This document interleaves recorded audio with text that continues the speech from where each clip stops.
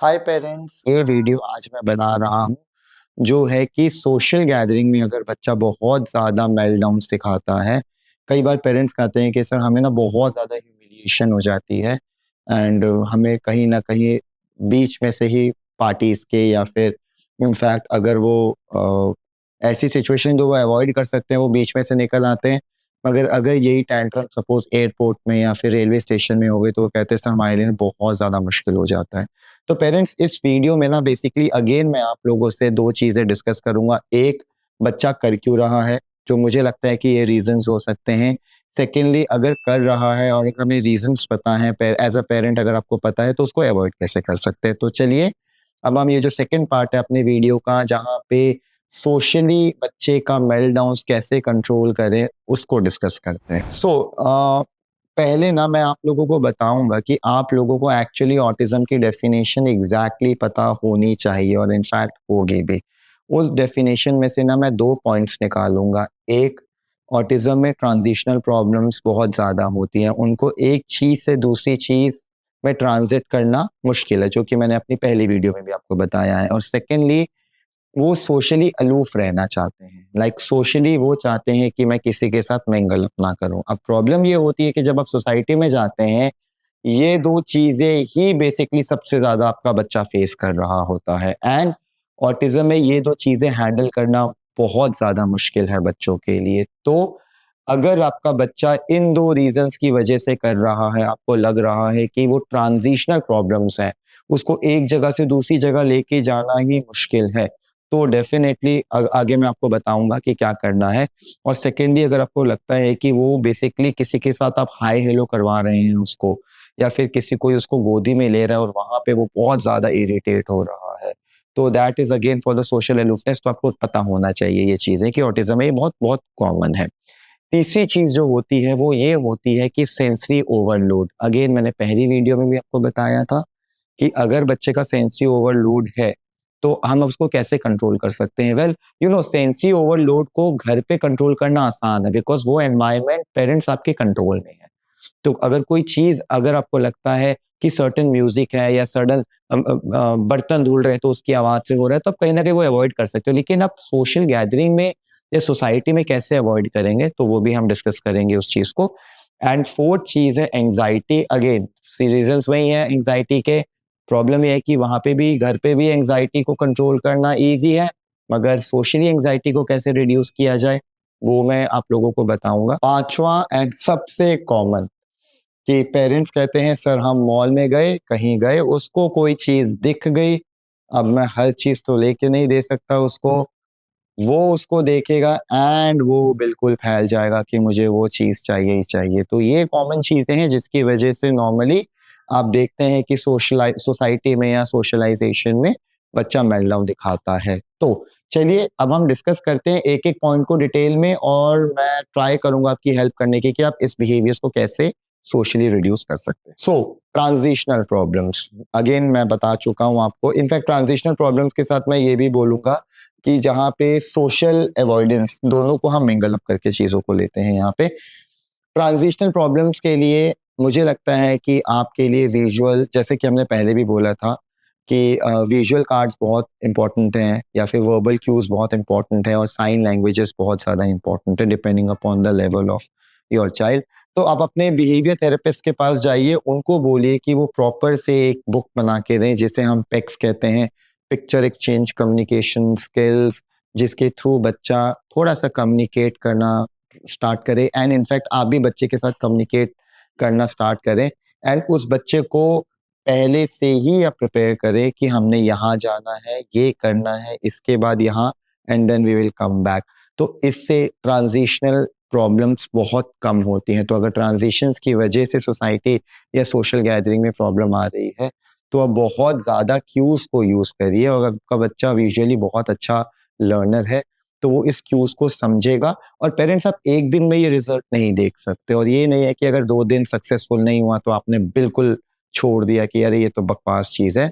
घर पे जैसे आप प्रैक्टिसेस करवाएंगे उसको पहले, उसके बाद यही चीज आपको सोशल गैदरिंग में लेकर आना है।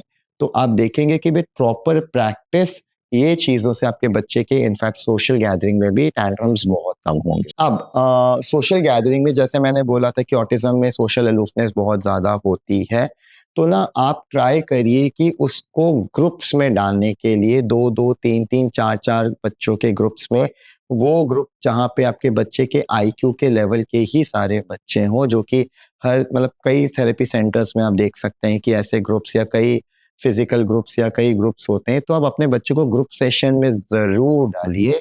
हो सकता है कि इनिशियली वो ग्रुप में अच्छा परफ़ॉर्म ना करे, मगर अगर आप किसी प्रोफ़ेशनल के अंडर ग्रुप सेशन कर रहे हैं, तो आप देखेंगे कि आपका बच्चा बहुत ज़्यादा सेटल्ड हो रहा है। ये सेटलमेंट आप धीरे-धीरे जाके सोसाइटी में देखेंगे। मैं आपको बहुत सिंपल सा एक एग्ज़ाम्पल देता हूँ, बिकॉज़ जब हम लोग ग्रुप्स करते हैं और हम लोग बच्चों को एक साथ बिठाते हैं और कोई नया बच्चा सपोज़िटली ग्रुप में आया है, तो वो पहले दिन नहीं बैठता, तो वहाँ पे हम उसको ज़्यादा पुश-पुल करके नहीं बिठाने का ट्राई करते हैं। मगर वो एनवायरनमेंट ऐसा क्रिएट कर देते हैं हम लोग कि वो धीरे-धीरे सब बच्चों के साथ बैठना स्टार्ट कर देता है। तो जब वो पीयर ग्रुप के साथ छोटे-छोटे ग्रुप्स में बैठना स्टार्ट करेगा, तो आप देखेंगे ग्रेजुअली जब आप उसको सोसाइटी में लेकर जा रहे हैं, जहाँ पे 3-4 बच्चे बैठे हैं, तो वो भी एटलीस्ट उनके साथ आके बैठेगा। सोशली उसका बैठना, उनको देखना, उनको ऑब्ज़र्व करना एंड इमिटेट करना, ये एक बहुत बड़ी अचीवमेंट होगी आप लोगों के लिए। Sensory overload, you know what, अब मैं जो बोलने जा रहा हूँ ना, तो कम से कम 10 में से 6 पेरेंट्स मेरे साथ बिल्कुल एग्री करेंगे। वो कहते हैं सर जैसे ही हम अपने बच्चे को बर्थडे पार्टी में लेके गए, उसने जैसे ही बलून्स देखे वो रोना शुरू कर गया एंड उसे लगा कि अगर बैलून बर्स्ट होगा, तो वो बैलून बर्स्ट से बहुत ज़्यादा डरता है। एम आई राइट पेरेंट्स? कई पेरेंट्स हैं जो यहाँ पे एग्री करेंगे। तो अगेन वो सेंसरी ओवरलोड, या हम किसी भी बर्थडे पार्टी में जाते हैं ना, तो कई बच्चे वो व्हिसल्स ब्लो कर रहे होते हैं, कई उन्हें ग्लव्स मतलब आँखों में किसी तरीके के ग्लव्स, टोपी पहनी होती है, डिफरेंट तरीके की लाइट्स होती हैं एंड कहीं न हमें पता नहीं लगता कि कौन-सी चीज़ है जिससे आपका बच्चा डर रहा है, सेंसरी ओवरलोड हो रहा है।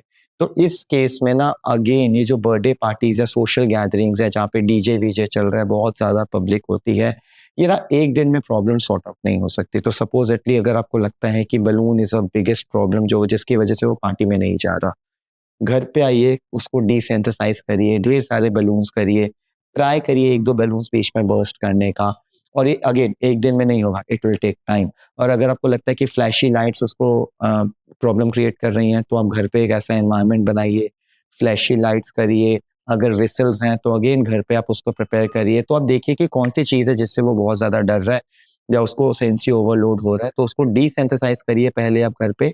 अगेन जैसे मैंने आपको बोला कि अगर आपका बच्चा छोटे-छोटे ग्रुप्स में जा रहा है, तो आप ग्रुप्स में डेफिनिटली बोल सकते हैं कि फिर इन सब चीज़ों को हम लोग ऐड ऑन करते हैं और हम डिसेंसिटाइज़ करने का ट्राई करते हैं ताकि आपका थेरेपिस्ट आपकी इसमें हेल्प करे। थर्ड, सबसे इम्पोर्टेंट चीज़ पेरेंट्स मैं ये बताऊँगा ना, हम ना कभी ये नहीं सोचते क्योंकि बर्थडे पार्टीज़ 3-3 4-4 घंटे की होती हैं।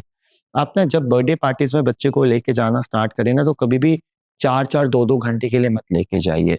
यू नीड टू अंडरस्टैंड कि बच्चे को पहले धीरे-धीरे एक्सपोज़ करना है, तो maybe 10 minute, 15 minute and take him back and then फिर उसको बाहर लेके जाइए, थोड़ा-सा घुमाइए एंड देन फिर आप 5-10 मिनट के लेके लेके आइए और फिर उसको लेके जाइए, ताकि उसको ना वो ओवरलोड होने का मौका ही मत दो।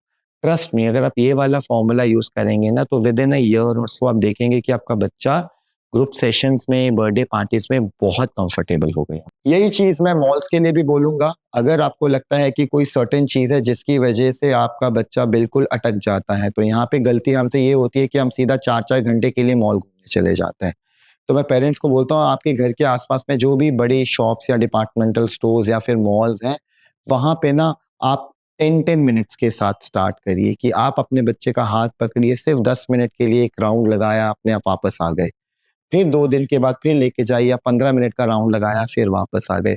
फिर अगर टॉय शॉप है जहाँ पे वो अटक रहा है, तो उसके अराउंड आपने 3-4 राउंड्स लगाए और उसको वापस आ गए। जैसे कि मैंने आपको पहली वीडियो में बोला था, आपको अपने बच्चे के मेल्टडाउन्स के रीज़न्स पता होने चाहिए। तो अगर आपको लगता है कि ये रीज़न्स है कि उसने टॉय शॉप में कार देख ली, तो उसको चाहिए ही चाहिए टाइप्स, तो आप उसको हल्का सा एक्सपोज़ करो एंड देन फिर उसको वापस लेकर आओ।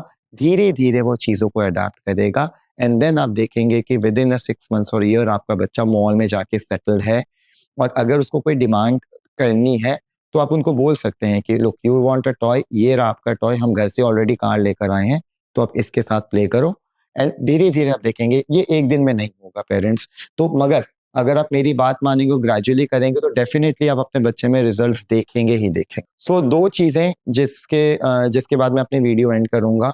कोई भी रीज़न्स हो, 2 चीज़ें पेरेंट्स आप मत भूलिएगा। एक, लंबे ड्यूरेशन के लिए आप नहीं लेके जाएँगे, शॉर्ट ड्यूरेशंस के साथ स्टार्ट करें और ग्रेजुअली उस ड्यूरेशन को इंक्रीज़ करें। सेकंड, रेगुलरली एक्सपोज़ करिए आप अपने बच्चे को। किसी भी तरीके से अगर आपको करना है मगर आप रेगुलर एक्सपोज़र करो, ये 2 चीज़ के साथ आप देखेंगे कि ग्रेजुअली आपके बच्चे के सोसाइटी में मेल्टडाउन्स बहुत कम हो जाएँगे। सो आई होप ये वीडियो आपको हेल्प करेगी। अगर इसके रिगार्डिंग कोई भी आपके क्वेश्चंस है तो आप कमेंट सेक्शन में डालिए, और अगर आपको कोई भी और ऐसी वीडियोस चाहिए जो कि आपको लगता है कि आप अपने बच्चे के साथ समझ नहीं पा रहे आप अपने बच्चे को, तो प्लीज़ आप कमेंट सेक्शन में लिखिए। I will surely make a video on it. Thank you.